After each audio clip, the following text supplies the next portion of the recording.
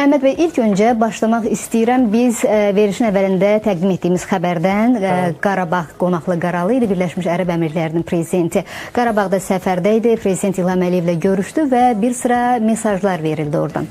Biz bilirik ki, Birləşmiş Ərəb Əmirlikləri Azərbaycan və Ermənistan arasında sülh danışıqlarına ev sahibliyi eləyən ilk ölkə idi. Əbu-Dabi görüşünə söhbət gedir və məhz ondan sonra 8 avqustda Vaşinqtonda keçirilən görüşlərdə sülh sazişi belə deyək paraflandı.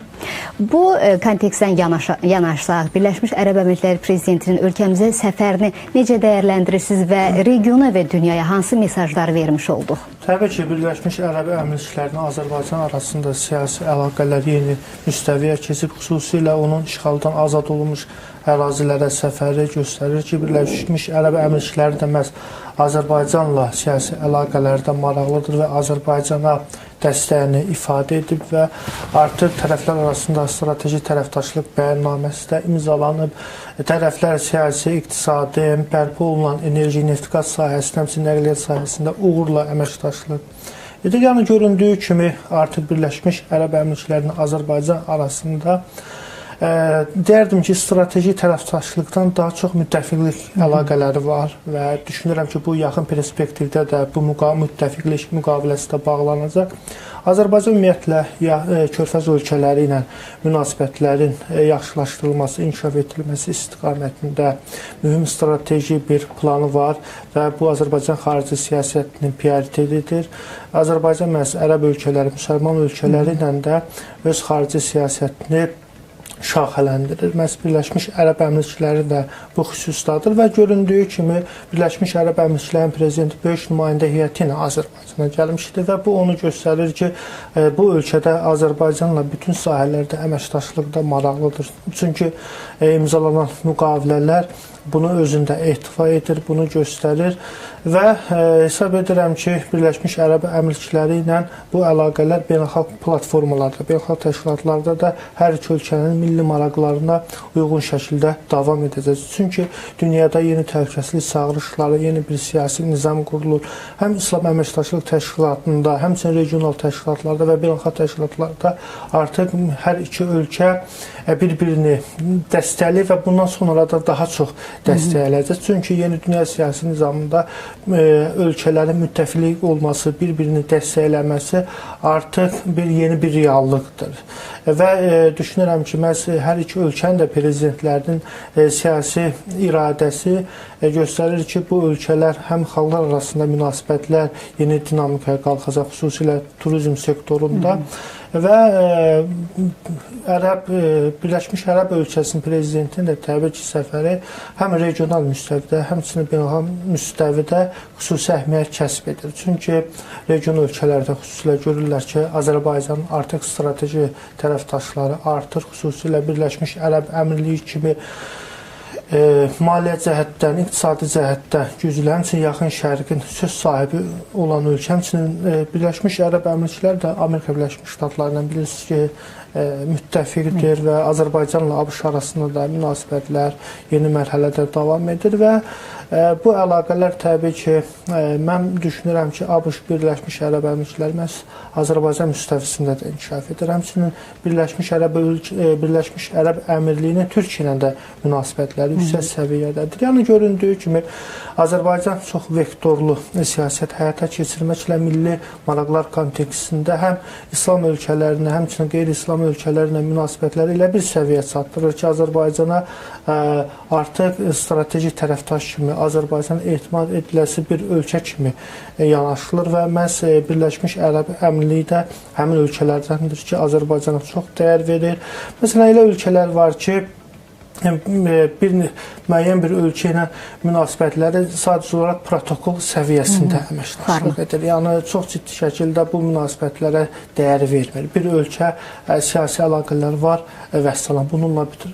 Amma Birləşmiş Ərəb Əmirlikləri, həmçinin Azərbaycan özü bir-biri ilə əlaqələrdə təkcə protokol naminə deyil, daha çox strateji müttəfiqlik, hətta İslam, müsəlman qardaşlığı müstəvisində bu əlaqələr inkişaf edir. Mən təbii ki, digər ölkələrdən fərqli olaraq dediyim kimi Birləşmiş Ərəb Əmirlikləri də bizi bağlayan mənəvi bir bağ var. Hər iki lider müsəlmandır. Hər iki ölkə müsəlman ölkəsidir və cənab prezident də Birləşmiş Ərəb Əmirlikliyinin prezidentinin də Şuşada gəzintədə ona dini abidələri, yeni tikilən məscidləri və tikilməkdə olan məscidləri də ona diqqətə çatdırdı. Yəni bunu göstərir ki, Azərbaycan müsəlman ölkəsidir. Azərbaycan Birləşmiş Ərəb Əmirliyi ilə münasibətlərə önəm verir və ərəb xalqı ilə də münasibətləri Azərbaycan xalqı dostluq müstəvisində görür.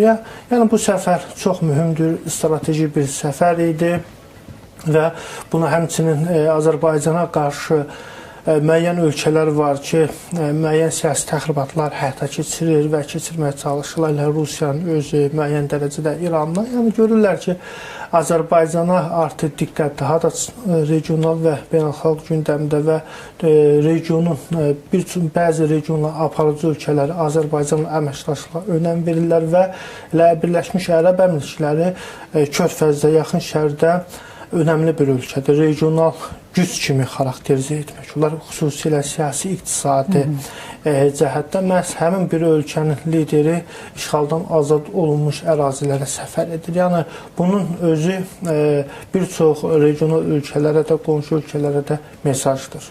Aydındır. Elə Amerika Birləşmiş Ştatlarının yaxın münasibətlərinə toxundunuz. Elə bu hadisənin, bu görüşün ardınca Amerika Birləşmiş Ştatları prezidenti Donald Trump da həm Azərbaycan, həm Ermənistan liderlərinə dəstək xarakterli öz sosial şəbəkə hesabında bir paylaşım etdi.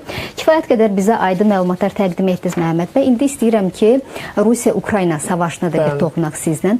Rusiya-Ukrayna savaşı deyirik, amma son baş verən hadisələrə nəzər salsaq, söhbət Rusiyanın Polşanın hava məkanını pozmasından, daha sonra Rumıniyanın hava məkanını pozması məsələsinə yola çıxaraq, bu daha çox Rusiya-NATO qarşıdurmasına çevrilmək üzrədir. Polşa istəyir ki, NATO ona Rusiyaya bir cavab versin sərt şəkildə, amma NATO buna risk eləmir. Bu gedişatı nəzərə alsaq, ara qarışa bilərmi, belə desin, sadə dillə desə, Avropa ölkələri artıq təşviş içindədir. Hətta Amerika Birləşmiş Ştatlarından da yardım istəyir. Birləşmiş Ştatlar düzdür deyir, əgər siz bizdən yardım istəyirsinizsə, niyə hələ də Rusiyadan neft və qaz alışını daha doğrusu davam etdirirsiniz? Bunu məhdudlaşdırmalısınız ilk öncə və bu arada Donald Trump'ın bugün Böyük Britaniyaya səfəri baş tutacaq. Bütün bunları nəzərə alsaq, ümumiyyətlə, ümumi gedişat necə olacaq sizcə? Rusiyanın ikinci bir cəbhə açmağa hərbi gücü yetirmi? Ümumiyyətlə, bu baş verə bilərmi? Nəzərə alsaq da bir güc göstərişi oldu Qərb 2025 təlimlərdə. Təbii ki, bilirsiniz ki, artıq Rusiyanın rəsmiləri də, xüsusilə Kreml mətbuat xidmətinin rəhbəri Peskov da qeyd etdi ki, NATO de facto Ukraynada Rusiyaya qarşı döyüşür. Yəni bu onu göstərir ki, Rusiya artıq bir növ daxili auditoriya, publikaya mesaj verirlər ki, biz təkcə Ukraynaya qarşı döyüşmürük, birbaşa bizim qarşımızda NATO var və məhz Polşaya da PUA-lardan kəşfiyyat hücumu, Rumuniyada həmçinin bu NATO-nun nəbzini yoxlamaqdır. Amma düşünmürəm ki, Rusiya ikinci cəbhə açar. Rusiyanın buna resursları yoxdur. Ukraynada bunlar Ukrayna şərqində ilişib qalıblar. Məsələn, ötən həftələrdə Rusiyanın bir sabiq hərbiçisi qeyd etdi ki, Ukraynanın şərqində bir il biz yola çıxsaydı, Ukraynanın qərbinə 3 il ərzində çıxıb Polşaya gedib çatardı. Amma Rusiya 3 ildə elə Ukraynanın şərqində ilişib qalıb. Təbii ki, Amerika prezidenti Donald Trump nə qədər müəyyən qədər siyasətində, Rusiya-Ukrayna siyasətində müəyyən qədər axsamalar olsa da, amma Avropaya qarşı siyasətində müəyyən qədər obyektivdir. Çünki həqiqətən də Avropanın bəzi ölkələr Rusiyadan neft və qeyri-neft malları alır və milyardlarla dollar Rusiyaya gedir. O pullar da Ukraynada ilə Avropaya qarşı yönəlir. Təbii ki, Trump'ın bu mövqeyi haqlıdır. Avropa tamamilə neft-qaz alışını Rusiyadan dayandırmalıdır və Amerika Birləşmiş Ştatları da sanksiyalar tətbiq edə bilər və ikincisi də onsuz da bu günləri demək olar ki, Amerika Birləşmiş Ştatları 1 milyard dollara yaxın artıq silah partiyasını Ukraynaya ayırdı. Elə o pulları da Avropa ölkələri ödəyir. Təbii ki, Rusiya qərbə qarşı eksistensial müharibə aparır. Bu tək Rusiya-Ukrayna müharibəsidir, torpaq davasıdır və bu Rusiyanın qərbə qarşı xüsusilə Amerika Birləşmiş Ştatlarına qarşı bir strateji müharibəsidir və burada Rusiya fövqəladə dövlət statusu almaq istəyir. Müharibə bundan irəli gəlir. Həqiqətən də yeni dünya siyasi nizamı qurulur və yeni dünya siyasi nizamı heç vaxt siyasi və diplomatik danışıqlar yolu ilə qurulmur. Bu müharibədir. Baxın, Rusiya-Ukrayna danışıqları, ABŞ-Rusiya prezidentlərinin danışıqları bir neçə dəfə keçirildi. Telefon danışıqları, Alyaska görüşü mümkün olmadı. Çünki bu torpaq davası deyil. Bu Rusiyanın fövqəladə dövlət statusu olmaq davasıdır və ona görə də Putin heç bir şərti qəbul eləmir. Putin şərtlərini də Amerika Birləşmiş Ştatları qəbul eləmir. Ona görə də bu müharibə siyasi diplomatik həlli yoxdur. Yalnız bu sahədə döyüş əməliyyatları ilə bunun həlli mümkündür. Bir tərəf mütləq şəkildə uduzmalıdır, kapitulyasiya aktına imza atmalıdır. Bundan ibarətdir. Birinci Dünya müharibəsi, yəni dünya siyasi nizamı qurulması. Nə ilə bitdi? Kapitulyasiya sənədi ilə. Yəni bir tərəf mütləq şəkildə məğlub olmalıdır. İkinci Dünya müharibəsi, Almaniya və yaxud Yaponiya. Onlar da kapitulyasiya aktını imza atdılar. Bu Rus-Ukrayna müharibəsi də elə analoji prosesin davamıdır. Yəni bunu başa düşmək lazımdır. Bu təkcə Zelenski-Putin davası deyil. Yəni burada mütləq şəkildə bir tərəf kapitulyasiya aktını imza atacaq. Mən düşünmürəm ki, Ukrayna buna kapitulyasiya aktını atacaq.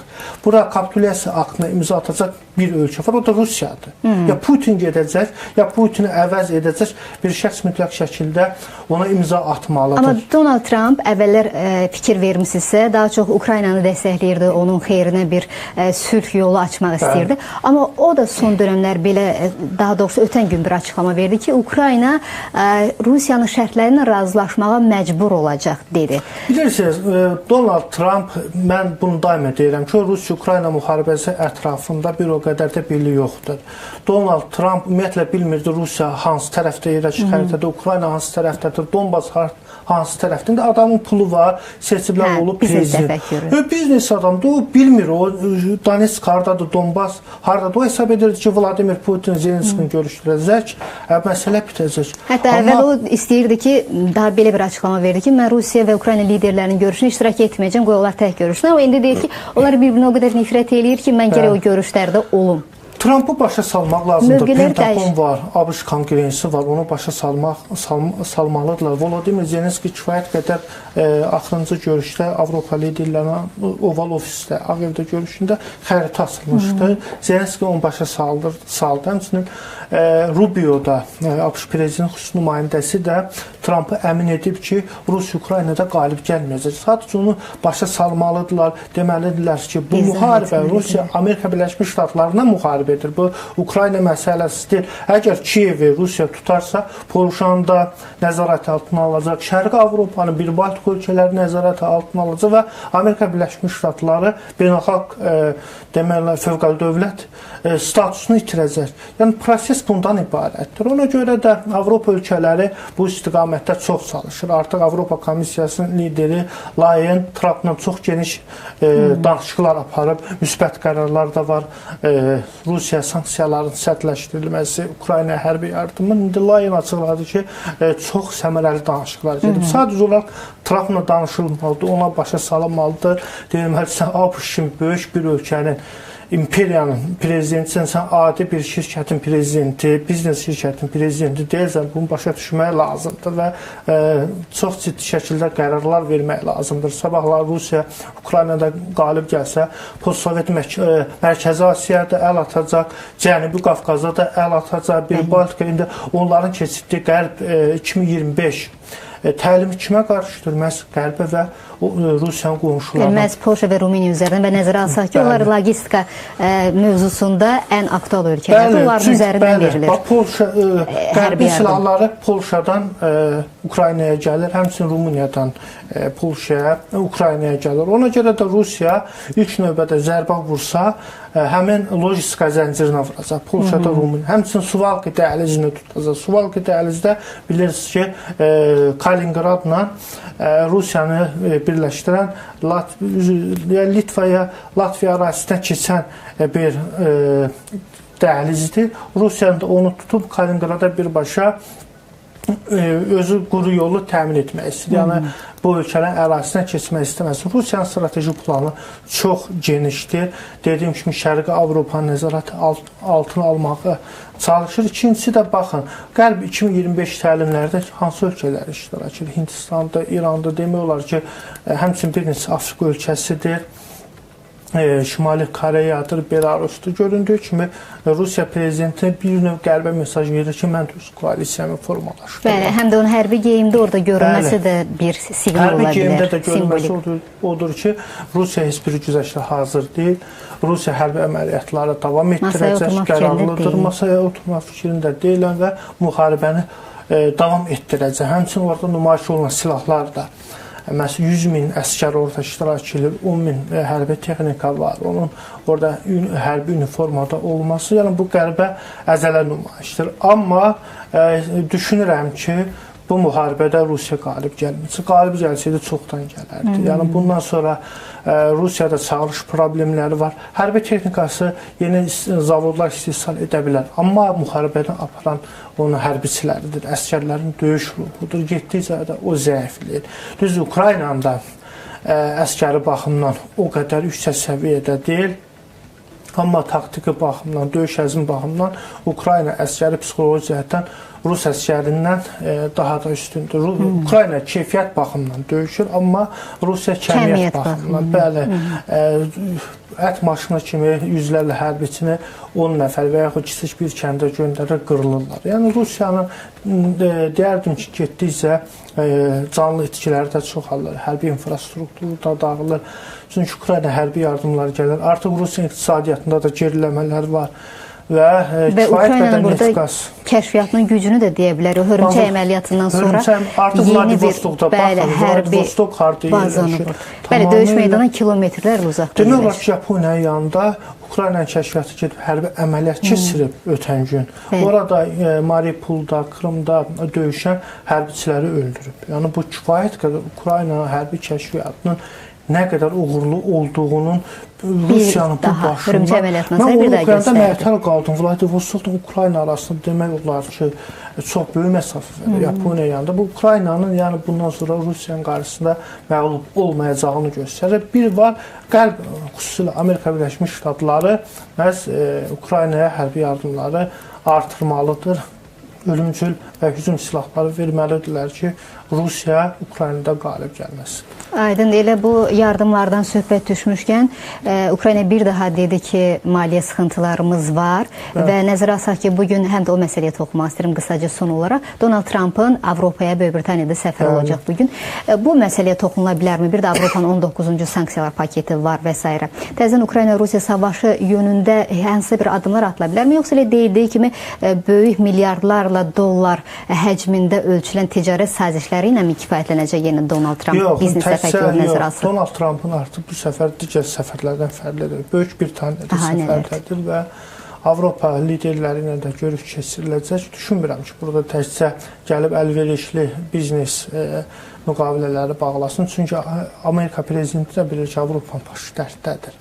Və onların təhlükəsizliyi ciddi şəkildə risk altındadır və burada xüsusilə Rusiya-Ukrayna müharibəsi, bundan Rusiya qarşı sanksiyalar, Ukraynaya hərbi yardımlar məsələlər çox ciddi şəkildə müzakirə olunacaq. Qaldısa ticari anlaşmaları, artıq isə bunlar ikinci dərəcəli mövzudur. Çünki Avropanın da, həmçinin Amerikanın da əsas bir-biri ilə ticarət edirlər. Yəni, ən üst səviyyədə ticarət iki qita arasındadır. Yəni, bunlar ikinci dərəcəli mövzulardır. Təbii ki, bu istiqamətdə də Donald Trump çalışacaq ki, əlverişli müqavilələri də bağlasın. Aydındır. Məhəmməd bəy, çox təşəkkür edirik sizə ətraflı müzakirəniz, təhlilləriniz, geniş açıqlamalarınızla minnətdar.